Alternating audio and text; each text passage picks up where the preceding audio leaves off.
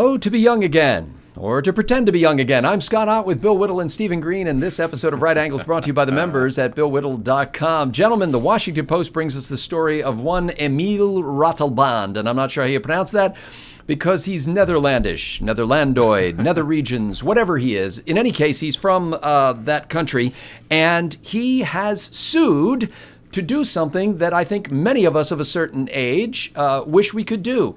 He's actually 69 years old, but he asked the court to allow him to change his birth date to the same day, but 20 years later. He wants to be 49. Why? Because he feels like he's 49. Why? Because he feels like he's being discriminated against because he's 69, both in employment opportunities as well as dating opportunities on the popular Tinder app. Gentlemen, this is fascinating because it has caused an uproar. This gentleman's petition to get himself to be chronologically the same age as he feels among, believe it or not, the transgender community. Because one of the cases that he made before the judge or the panel of judges in the Netherlands was that he feels like he is 49 years old and time is fluid, just like gender is fluid. So why can't he change the legal records to reflect that? Now, Stephen Green, the court said he did not prove that he had been discriminated against, and that if they changed his birth date, it would erase 20 years of legal records that had him as being born on that particular day. Steve, why can't a man have the freedom to decide exactly how old he is?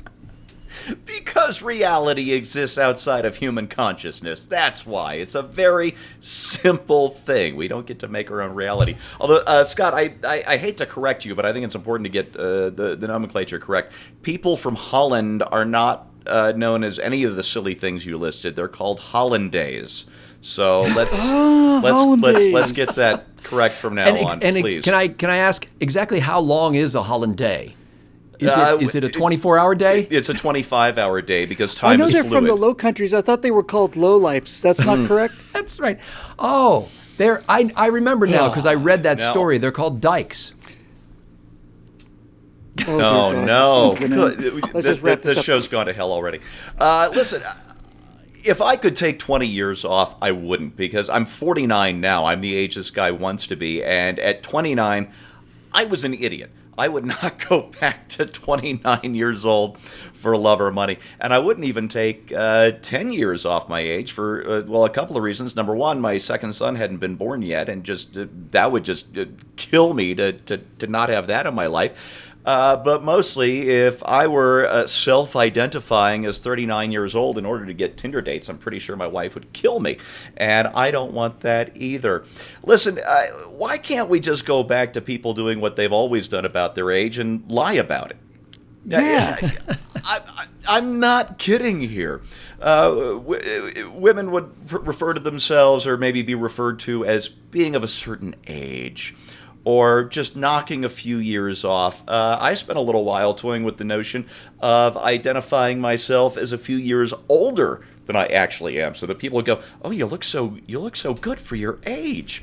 And now I don't even think I can get away with that anymore.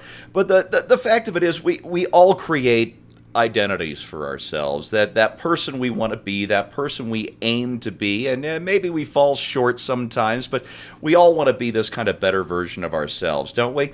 And whether we find that in personal improvement, through our church, through our family, however it is we do this thing, I hope we all aim for that kind of self-betterment, and the last thing we need is the government to put its rubber stamp on that.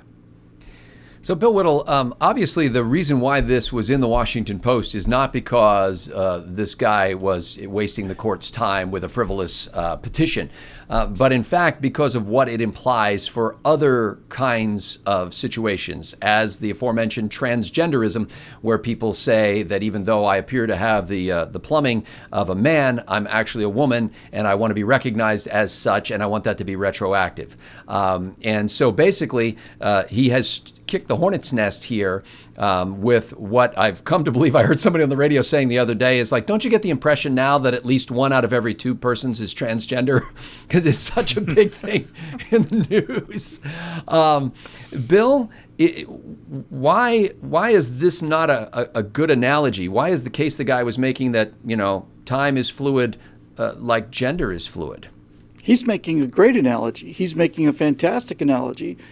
And the fact that he's wrong has got nothing to do with the fact that he's making a superb case in the court of modern opinion. I think that's brilliant of him to say, if gender's fluid, then why isn't age fluid? And this is why the transgender advocates are so steamed about this, because it kind of points out it's kind of ridiculous just to say that I'm 49 when I'm actually 69.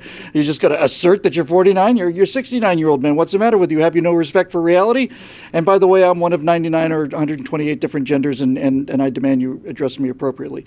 Yeah, my first thought was you have to actually kind of admire the guy's honesty, right? It's like, no, I'm not going to lie on Tinder. I look 39, but I'm actually 69, but I don't want to lie to people. I want to be able to legally say that I had my age changed from 1902 to 1922 or whatever the case may be. As a person who's just celebrating his 20th anniversary of his 39th birthday, I find it just odd, but you're right, Scott. The story angle here is the reaction of the transgender community, and this is why people like me and you and most of the people I think watching this have such a hard time with this whole transgender idea. I've said this before, I need to say it again. I have no problem whatsoever, none, personally, this is me. If my Uncle Bob wants to be known as my Uncle Roberta, and he's my Uncle Bob, and I love him, and that's great, that's fine. I'm happy to do it. It's no skin off of my nose. It's just part of being a decent person. If somebody walks into a store who pretty clearly was born a man and is dressed like a woman, you want to call me she, I'm fine with that. But don't legislate me into making me believe that this is in fact actual physical reality, because it's not. It's not.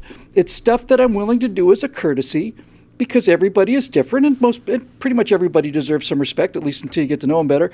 And then and then at that point, it's like, okay, but when you've basically got a legal gun to my head, and are making me agree with the fact that because you think you're a woman, that means you are a woman. This is where I get off of this train. I'm sorry, no. Now you're forcing me to make a decision between being a nice guy and being a tolerant, reasonable guy and becoming a barking lunatic. There's simply no way that I'm going to do that. You can take a fingernail clipping from any man or woman on this planet and determine with a 100% degree of certainty whether or not that person was born male or female. It is a binary thing. Gender and actual biological sex may be different things, but we're not talking we're talking about the discrimination. And when I say discrimination, I mean the discernment is between the plumbing. Yeah. So the idea, but see, this is the whole thing, Scott. This is the whole liberal, progressive, post-truth agenda. And that is simply this. If we want something to be true badly enough, it becomes true. And we will legislate it into being true. And you can see this in so many different ways, not the least of which are all of these movies and video games now with these these women warriors, and we're seeing all of we're seeing like black soldiers in the Tsar's army, and we're seeing all kinds of all this other stuff that we're told should be true and therefore is true, and the truth doesn't care, and the reason that we're never wrong is because when we're pointed out that the truth is somewhere else, we move. And so, good on him. I'm glad they turned down his appeal. I'm surprised that it happened in the Netherlands, because frankly, if there's one place in the world where I expect that they would grant his appeal, it'd be the Netherlands. Right. But yes, reality is reality, and just because you want to be an NBA player more than anything in the world, more than anything, and you happen to be a 5'2" kid, and that's as big as you're going to get, then it's not racism and it's not injustice, and it's just the reality of the world. And I think the entire point of these kind of stories is for us to reverse our perspective back to a sane perspective, which is to say the universe does not revolve around you and your wishes. You and your wishes do not radiate out into the universe and cause ripples downstream through history to make the world conform to what you particularly want it to be. Well, our Hollandasian friend may not be done yet because he does have an opportunity to appeal. And as the court pointed out, there was a fixed period of time within which he could exercise that right to appeal. And that time, in fact, would be a concrete idea when it came to the fixed term of that appeal period. I find it fascinating. I work at a furniture store where I sell furniture. And I'll be honest with you, Grandma takes a beating at my furniture store. And what I mean is that when people are looking at furniture, they'll see something and they'll say, oh, no, that looks like Grandma's furniture. I would never buy that because that looks like Grandma's furniture. And it's designed to be an insult, like Grandma had no taste in furniture. Now, of course, what they don't realize is the reason why that looks like Grandma's furniture is because Grandma was smart enough to buy really good quality furniture that lasted for 30 or 40 years. And you're going to buy a cheap piece of junk, and nobody will remember you when you're a grandma because your furniture will change every 3 days. And I'm going to sell it to you. That's right. No, I try not to. But anyway, so there is a revulsion toward age in our generation that I think has cost us greatly as a society. I agree. There used to be a reverence for age. There used to be a sense of that wisdom was accumulated with gray hairs or with loss of hair. There used to be an idea that you would look to your elders for advice and counsel because they had lived before you. But we are so preoccupied now with making sure that everybody knows that 70 is the new 40 that we don't take advantage of the blessings of wisdom and that come with age. So that's one aspect of this case. I think this guy is just kind of silly that he's, I feel like I'm 49 years old. It's like you don't even remember what it's like when you were 49 years old. But I think it's a beautiful piece of satire that he's written here. This court case of basically saying, look, time is fluid as gender is fluid. I'm being discriminated against, and therefore you should allow me to determine the time of my birth.